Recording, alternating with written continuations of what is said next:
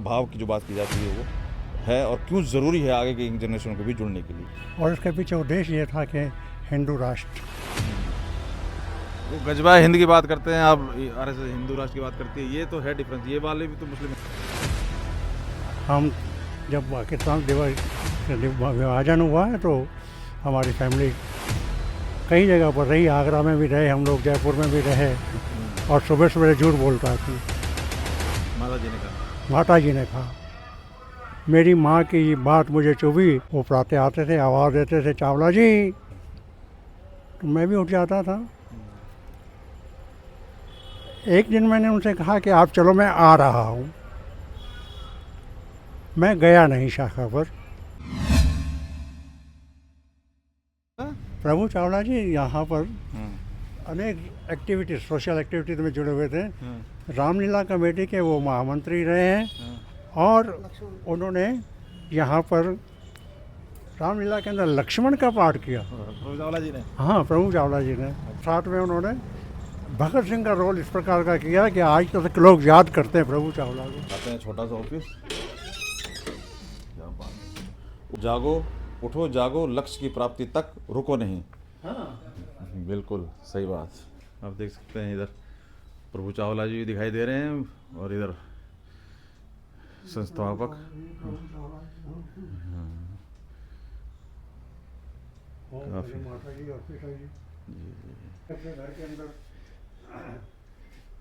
बहुत अच्छा। चलिए, नमस्कार दोस्तों। तो दोस्तों, मैं हूं अभी दिल्ली के झिलमिल कॉलोनी में, एरिया में। और यहाँ पर मैं मकसद मेरा ये है दोस्तों, 100 साल आरएसएस के पूरे हुए, उस पर काफ़ी वाद विवाद विपक्ष ने उठाया।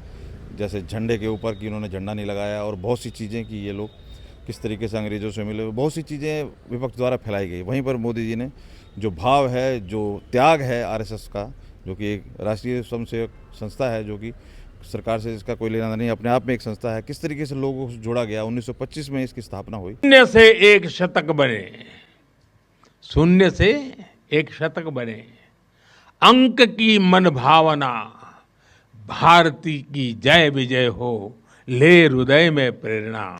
बहुत सी ऐसी चीज़ें हुई जो जग जाहिर है, लोग सब जानते हैं।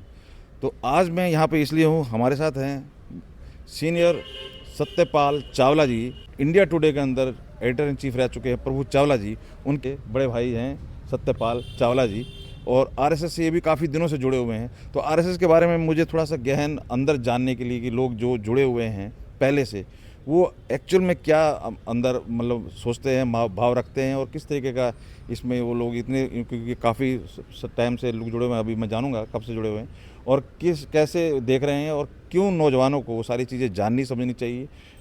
जो आरोप प्रत्यारोप है वो अलग चीज़ें। तो उन्हीं सब चीज़ों को समझने के लिए मैं आया हूँ सत्यपाल चावला जी के पास। उन्हीं से समझते हैं, पहले परिचय लेते हैं, प्रभु चावला जी के बारे में भी जानकारी लेते हैं, और किस तरह से कहाँ यहाँ पर कब से रह रहे हैं, सारी चीज़ें समझते हैं सिलसिलेवार, और आरएसएस को बारीकी से समझने का कोशिश करते हैं किस तरीके से वो भाव, सेवा भाव की जो बात की जाती है वो है और क्यों ज़रूरी है आगे की जनरेशन को भी जुड़ने के लिए। तो बहुत बहुत धन्यवाद सत्यपाल चावला जी। आपने बहुत अच्छा प्रश्न किया। जी जी राष्ट्रीय स्वयंसेवक की स्थापना तो 1925 में हो चुकी थी जी। और इसके पीछे उद्देश्य ये था कि हिंदू राष्ट्र, जिसके लिए अभी तक सतत प्रयास चल रहा है जी। मेरा संबंध राष्ट्रीय स्वयंसेवक से 1973 में आया जी। 11 नवंबर 1973 में इंडियन एक्सप्रेस बिल्डिंग के साथ में फिरोजा कोटला ग्राउंड में एक कार्यक्रम था संघ का, जिसमें माननीय बाला साहब देवरत जी आए हुए थे। उस कार्यक्रम में मुझे में यहाँ के मंत्री लेकर के गए। मैं उस कार्यक्रम से बड़ा प्रभावित हुआ और उसके प्रभाव से मैंने अपने यहाँ के क्षेत्रीय कार्यकर्ताओं को कहा कि मुझे भी संघ की शाखा पे जाना है।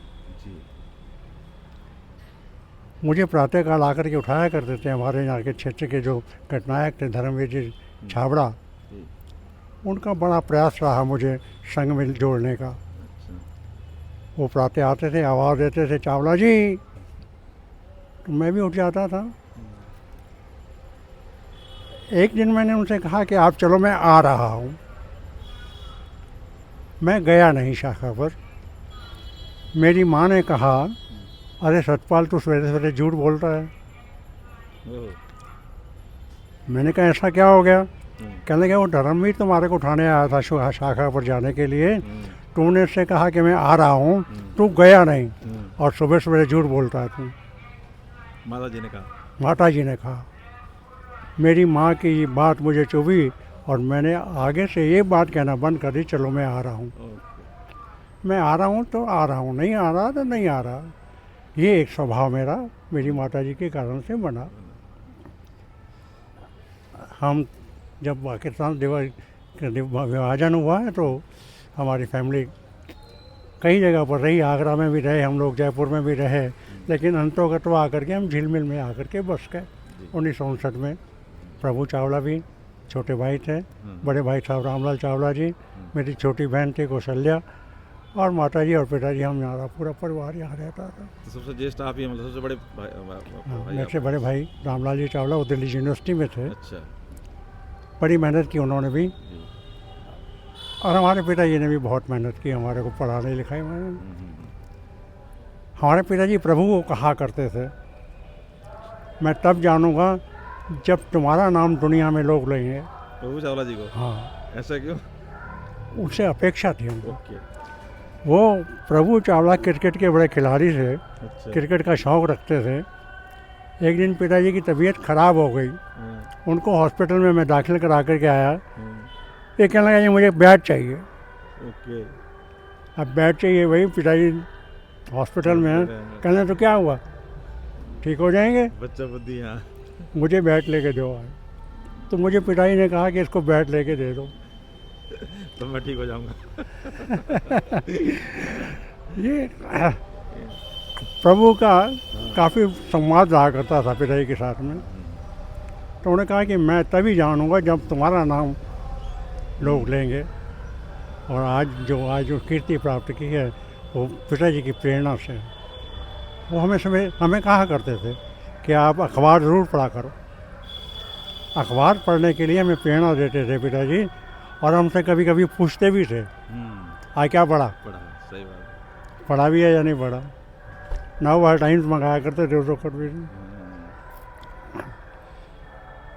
और तो यहाँ आरएसएस से परिवार में और लोग भी जुड़े हैं या आपका ही जुड़ा हुआ है, प्रभु चावला जी का भी रहा? नहीं, यहाँ प्रभु चावला जब यहाँ पर थे, यहाँ संघ की शाखा लगती थी, तो उस शाखा के माध्यम से झिलमिल के अंदर बहुत सी संस्थाएं बनी। उन संस्थाओं ने क्या किया, झिलमिल रामलीला कमेटी जो है यहाँ की, वो संघ की देन है। शिव मंदिर जो है वो संघ की देन है। आपको हनुमान मंदिर मिलेगा आगे जा कर के, वो भी संघ की देन है। संघ ने इतना काम किया इस क्षेत्र के अंदर। गोपाल मंदिर है, गोपाल मंदिर भी संघ की देन है।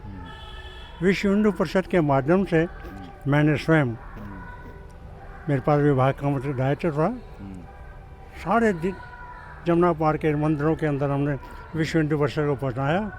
और सन 1977 में जब प्रयाग में सम्मेलन हुआ, विश्व हिंदू सम्मेलन, तो उसमें इस क्षेत्र से 135 लोग गए थे। एक हमने कोष बुक कराया था विश्व हिंदू परिषद के साथ में। संघ की शाखा में हम एक गीत बोलते हैं, दशों दिशाओं में जाएं, दल बादल से छा जाएं, उमर घुमर कर इस धरती को नंदन वन सा सरसा है। इसका उद्देश्य ये है कि संघ केवल शाखा ही नहीं लगाएगा, संघ समाज के सारे क्षेत्र में जाएगा। धार्मिक क्षेत्र में भी जाएगा, राजनीतिक क्षेत्र में भी जाएगा, मजदूर क्षेत्र में भी जाएगा। हर क्षेत्र में जा कर के अपनी एक छाप छोड़ेगा। उसको प्रमाणता देनी होगी, जैसे सीता को देनी पड़ी, ऐसी कई दफ़ा संघ को भी। तो क्या बदलाव आया? जैसे आपने कह रहे हो आपने 73 में ज्वाइन किया है। जी हाँ। तो क्या सोच के ज्वाइन किया और क्या चीज़ है जो चीज़ मतलब जोड़ती है, और मतलब किस तरीके से देखते हैं इसको, आज के नौजवान कैसे देखें इसको, वो सारी चीज़ें, क्योंकि आरोप प्रत्यारोप बहुत लगते हैं। बाकी समाज के अंदर सब प्रकार के लोग हैं।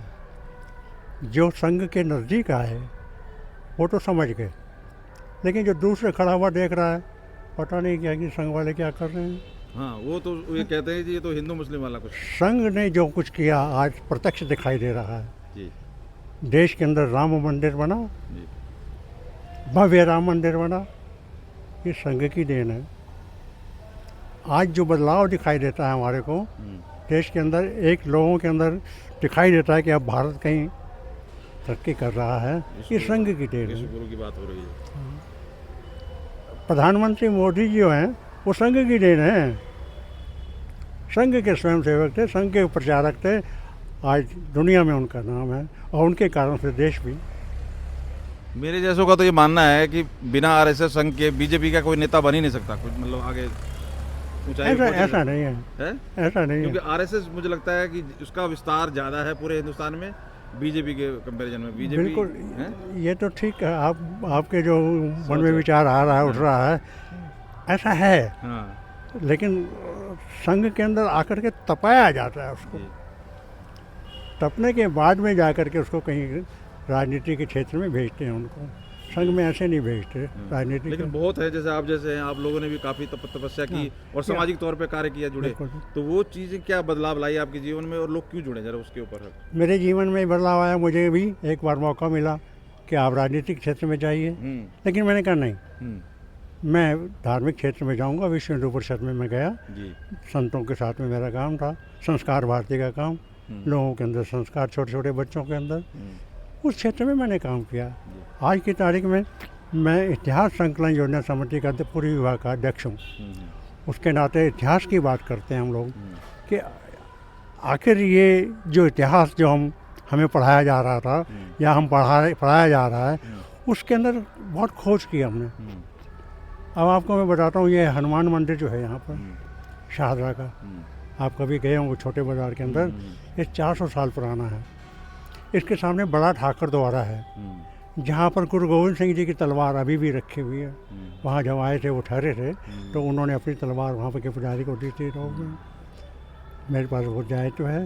तो संघ के अन्य क्षेत्र जो हैं, जो समाज के अंदर काम करने के सेवा भाव, वो तो मुझे मेरे मंदिर तक ही सीमित है क्या, मतलब मंदिर बनाना, चाहे राम मंदिर हो, चाहे यही सब चीज़, या समाज सेवा से रिलेटेड कुछ बताइए कि किस तरह से, मतलब सब, क्योंकि इसमें सोचा जा, ये भी मान्यता है लोगों की कि हिंदू मुस्लिम वाली चीज़ें ज़्यादा होती हैं, बांटने, क्या इसमें मुस्लिम लोग नहीं जुड़ते इससे?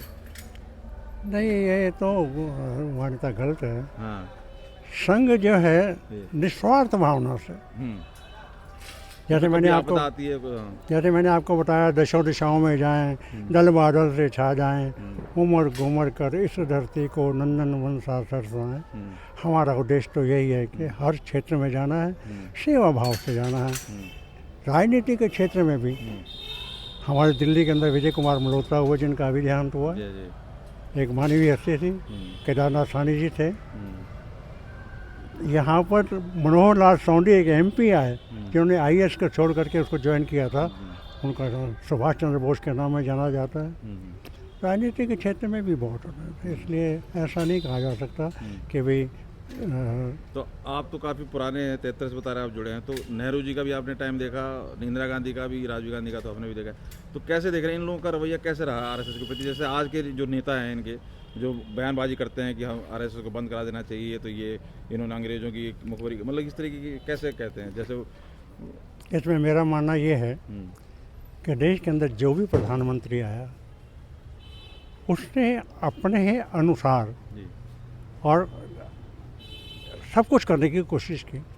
पंडित जवाहरलाल नेहरू के ज़माने के अंदर हम छोटे से थे, वो कबूतर उड़ाया करते थे अपने जन्मदिन के दिन, हम जाते थे वहाँ पर, बहुत अच्छा उनका था। और उन्होंने यहाँ पर जो डैम वगैरह उस वक़्त के और जो इंडस्ट्रीज थी, उनको बढ़ावा दिया। उनके काम को जो है इग्नोर नहीं कर सकते हम। और ये अभी जो ठीक है, राजनीतिक क्षेत्र के अंदर चलता रहता है, लेकिन जो भी प्रधानमंत्री आया, उसने अपनी दक्षता के अनुसार देश को आगे बढ़ाया, सही काम किया है। आप उनको इग्नोर नहीं करें। इंदिरा गांधी जी विश्व के अंदर उनका नाम है, आज बांग्लादेश बना के गई वो, बहुत कुछ किया उन्होंने। हाँ, कहीं ना कहीं राजनीति के अंदर काम करते करते कुछ गलतियाँ हो जाती हैं। अब उन गलतियों को लेकर के सारी उम्र तो नहीं चला जाएगा। आरएसएस के प्रति रवैया, जैसे आरएसएस को ये बताते हैं बांटने वाला काम करते हैं, और ये सब जो इनके ऊपर आरोप लगाए जाते हैं कांग्रेस के द्वारा, उसके ऊपर मैं कहूँगा उनका क्या था मंशा, क्या थी? ये लोगों का संघ बांटने का काम, संघ बांटने का काम नहीं करता, संघ जोड़ने का काम करता है।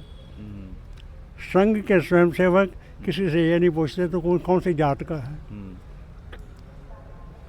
कहीं नहीं। मिल के खाते हैं, सहभोज होता है, बैठते हैं, खाते पीते हैं सब। चंदन का कार्यक्रम रहता है। चंदन का कार्यक्रम, मान लो कोई स्वयंसेवक आया नहीं तो आज उसके घर चंदन होगा। क्या होगा? चंदन, चंदन में मिठाई आएगी, सब कुछ आएगा। ये सारी बात है। झील मिल कॉलोनी के अंदर सन 1984 में जब दंगे हो रहे थे सारे विश्व के अंदर, दिल्ली भारत के अंदर, झील मिल के अंदर कोई भी दंगा नहीं हुआ, किसी प्रकार की घटना नहीं घटी। और उसी के दौरान में झील मिल एकता समिति का गठन हुआ और हमने यहाँ पर कोई भी अनप्रिय इस प्रकार की घटना नहीं होने दी यहाँ पर। ये इसका तो इसमें मतलब मुस्लिमों से कोई परहेज नहीं है, वो भी जुड़ते हैं? मुस्लिमों से कोई परहेज नहीं है? नो, जुड़ते हैं? मुस्लिम आए हैं इसमें, जुड़ते हैं या जुड़ मैं विश्व हिंदू परिषद के साथ जब था, मैंने अब साथ अपने मुसलमानों को जोड़ा। विश्व हिंदू परिषद ने मेरा बहुत साथ दिया काम में। मुसलमान लोग जो हैं सारे के सारे ऐसे नहीं है जैसे उनके बारे में सोचा जाता है। मुसलमान भाई भी हमारे, उनको भी देश से प्यार है, लेकिन ये है कि थोड़ा सा हमें उनकी ओर, वो गजबा हिंद की बात करते हैं, आप आरएसएस हिंदू राष्ट्र की बात करती है, ये तो है डिफरेंस। ये वाले भी तो मुस्लिम हैं। देखिए, हिंदुस्तान में रहते तो हिंदू की बात तो करेंगे ही, अगर यहाँ नहीं करेंगे तो कहाँ करेंगे? मतलब अखंड भारत से। और आप एक बात देखिए, जापान में रहने वाला हर व्यक्ति जापानी है, ऑस्ट्रेलिया में रहने वाला ऑस्ट्रेलियन है, भारत में रहने वाला भारतीय नहीं है। हिंदुस्तान है ये, हिंदुस्तान ये नहीं है। अब वो हिंदुस्तानी तो मानना ही पड़ेगा अपने आप को। आप हिंदुस्तान का अन्न खाते हैं, हिंदुस्तान में रहते हैं, हिंदुस्तान का पानी पीते हैं, हिंदुस्तान के जलवायु में रहते हैं, आप हिंदुस्तानी हैं। नौजवान आज के क्यों जुड़े, मैं जानना चाहूँगा। 100 साल पूरे हो गए, आप कैसे देखते हैं 100 साल उपलब्धि के, भाव के, सेवा के? किस तरीके से नौजवानों को आप इस चीज़ को शॉर्ट में बताएंगे और जुड़ने के लिए आह्वान करेंगे? नौजवानों को मैं ये निवेदन करूँगा कि वे दूर से खड़े होकर के बात मत करें। किस लिए जुड़े? संघ के साथ जुड़ें, इसलिए जुड़ें कि देश के अंदर जो मानव जाति है उसका हमने सेवा करनी है उसकी।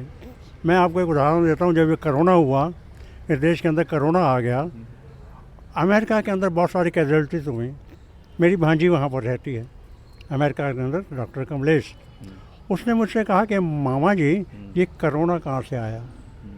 मैंने कहा जब इंसान प्रकृति के साथ खिलवाड़ करता है, प्रकृति अपनी प्रेजेंस दिखाती है। हमारे नौजवानों को ये बताना पड़ेगा, प्रकृति के साथ खेल नहीं करना। आप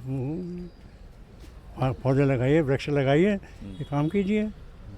आप धार्मिक जो आयोजन है उनको कीजिए, छोटे छोटे बच्चों के अंदर संस्कार दीजिए। इस काम में आना चाहिए नौजवानों को। तो कांग्रेस या कहेंगे क्यों बार बार इसको बंद कराने की, संस्था को बंद करा देंगे, इस तरह की धमकी देने का कारण क्या है जब सेवा भाव है? तो मुझे संघ का जब मकसद ही सेवा भाव है। मैं ये कह सकता हूँ कि रावण का भी जन्म हुआ इस देश के अंदर, राम का भी हुआ। राम और रावण तो रहेंगे। तो इसमें मैं ये नहीं कहता रावण कौन है राम कौन है, लेकिन ये युद्ध चलता रहेगा और काम होता रहेगा, अच्छे काम होते रहेंगे। तो अब जिस तरीके से बात की जाती है कि भाई जनसंख्या के ऊपर कंट्रोल की बात, अब यहाँ इधर से भी बात हो रही है, आरएसएस के जो प्रमुख हैं उन्हें भागवत जी की भाई बढ़ाने चाहिए, बच्चे ज़्यादा कर रहे हैं। मोहन भागवत जी ने साफ कह दिया है कि ये इससे काम नहीं चलने वाला, हम दो हमारे एक से, अब 3 होने चाहिए। कारण क्या है? देश की हमारी संस्कृति समाप्त होने जा रही है। मामा कहाँ मिलेगा, मौसी कहाँ मिलेगी, बुआ का रिश्ता कहाँ से आएगा? अगर परिवार नहीं होगा तो ये रिश्ते कहाँ होंगे? नहीं, एक कारण और भी बताया जाता है कि उधर आबादी बढ़ रही है, उधर मुस्लिमों की, तो कह रहे हैं फिर वो गजबा हिंद और जो भी मतलब जिस तरह से अखंड भारत था और कहाँ से कहाँ पहुँच गया, पलायन होता जा रहा है, ये भी कारण बताया जा रहा है। अगर आंकड़ों की बात करेंगे तो प्रभु चावला जी का कल का इंटरव्यू देख लीजिए, उसमें आया है, जनसंख्या के बारे में भी कहा है, सब कुछ उनके एपिसोड आ रहे हैं प्रभु चावला जी के, आप उनको देखिएगा, आपको सारी की सारी जानकारी मिल जाएगी। आप तो बड़े भ्राताश्री हैं। तो खैर पूरे परिवार में मतलब आरएसएस के प्रति सबका सेम रवैया, प्रभु चावला उनका भी बयान ऐसे ही नहीं, हमारे पिताजी भी आ रहे। जब हम डेरा गाजी खान में थे अंडीवादी इंडिया के अंदर, गुरु गोलवलकर जी हमारे घर पर आए थे। जी वहाँ एक कार्यक्रम था, हमारे पिताजी बताते थे कि एक बैठक थी उनके घर, हमारे घर पर थी। डेरा गाजी खान में वो आए थे। हमारा संबंध तो संघ से पुराना है। स्थापना के बारे में कुछ बताएंगे, कैसे स्थापना हुई, किस तरह से, क्या कुछ आपको जो भी जानकारी? इसके बारे में मैं इतना ही मालूम है कि भाई डॉक्टर हेडगेवार जी के मन में ये कुछ विचार उत्पन्न हुए और उन्होंने अलग से अपनी संस्था खड़ी की। ये इसके पीछे भावना यही थी कि राष्ट्रवाद की भावना थी। क्योंकि हमारे भी पिताजी, हम लोग भी जुड़े हुए जानते हैं, काम को देख रहे हैं, लेकिन वो जो पंक्चुअलिटी और जो नियम की बात है, जैसे आपने कहा कि माता जी ने कहा भाई तो गया नहीं, तो वो सब चीज़ें नहीं हो पाती। अदरवाइज लोग जुड़े हुए तो बहुत ऐसे लोग हैं जो समर्थन करते हैं और सेवा भाव को देखते हैं। आरएसएस भाव लोग जुड़े हुए हैं। संघ के साथ जोड़ना ही हमारा ये हमारे ये भाग्य की बात है। हरे के बस हरे को भी ये नहीं है। बहुत धन्यवाद, बहुत धन्यवाद, अच्छा लगा, बहुत धन्यवाद। बहुत अब तो देखिए क्या हमारे- भाव है, क्या हमारे- मकसद है आरएसएस का, वो समझने जानने के लिए मैं आया था चावला जी के पास। और क्योंकि बड़े भ्राता हैं प्रभु चावला जी के, तो वो तो बिल्कुल वेल नॉन पर्सन है। और आज मेरे को काफ़ी दिनों से मैं सोच रहा था कि किसी ऐसे शख्सियत से बात की जाए जो आरएसएस को एक्चुअल में जिया हो, जानता हो, नौजवान क्यों जुड़े। तो मुझे तो यही समझ में आया कि सिर्फ सेवा भाव मकसद है और सारी चीज़ें राजनीति है। आप कहाँ तक सहमत हैं और क्या राय रखते हैं, जरूर कमेंट करके बताइए। बहुत बहुत धन्यवाद। नमस्कार।